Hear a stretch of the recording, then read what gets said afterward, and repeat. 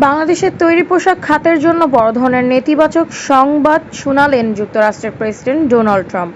বুধবার হোয়াইট হাউসে এক সংবাদ সম্মেলনে বাংলাদেশের পণ্য আমদানির ওপর ৩৭% শুল্ক আরোপের ঘোষণা দেন তিনি। এতদিন যা ছিল ১৫%, শুধু বাংলাদেশ নয়, বিভিন্ন দেশের পণ্যের ওপর নতুন করে শুল্ক আরোপ করেছেন ট্রাম্প। ঘোষণার দিনকে যুক্তরাষ্ট্রের অর্থনৈতিক স্বাধীনতা দিবস হিসেবে অভিহিত করেন তিনি।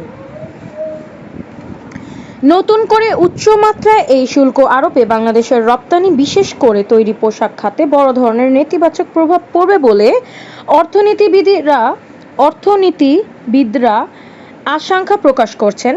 কারণ বাংলাদেশ যুক্তরাষ্ট্রের রেডিমেড গার্মেন্টস (RMG) এর একটি প্রধান রপ্তানিকারক। বাংলাদেশ এই বাজারের ওপর ব্যাপকভাবে নির্ভর করে, যার বার্ষিক রপ্তানি মূল্য প্রায় 7 থেকে 10 বিলিয়ন ডলার। গত বছর যুক্তরাষ্ট্রের তৈরি পোশাক রপ্তানি ছিল প্রায় 7.34 বিলিয়ন, 734 কোটি ডলারের। সংবাদ সম্মেলনে ডোনাল্ড ট্রাম্প বিভিন্ন দেশের ওপর শুল্ক আরোপ তালিকা প্রকাশ করেন। পাকিস্তানের পণ্যের উপর 29%, চীনা পণ্যের উপর শুল্ক আরোপ করা হয়েছে 34%, মিয়ানমারের পণ্যের উপর 44%, লাওসের পণ্যে 48% এবং মাদাগাস্কারের পণ্যের ওপর 47% শুল্ক আরোপ করা হয়েছে।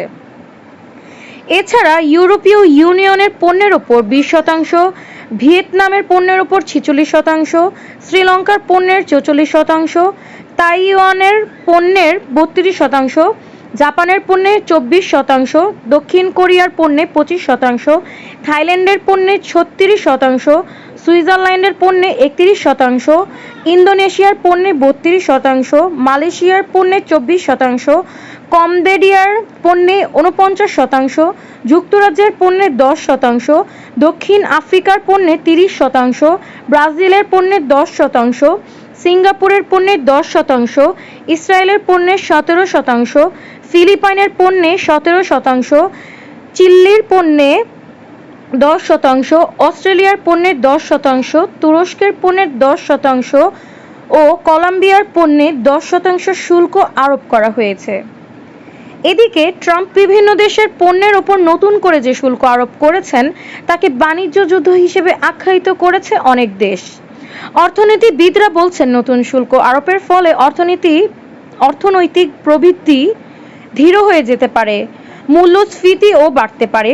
আবার বিভিন্ন দেশও পাল্টা প্রতিক্রিয়ার প্রতিশোধমূলক শুল্ক আরোপ পদক্ষেপ নিতে পারে। এর ফলে বিশ্বব্যাপী বাণিজ্য যুদ্ধের সূত্রপাত হতে পারে বলেও আশঙ্কা করা হচ্ছে।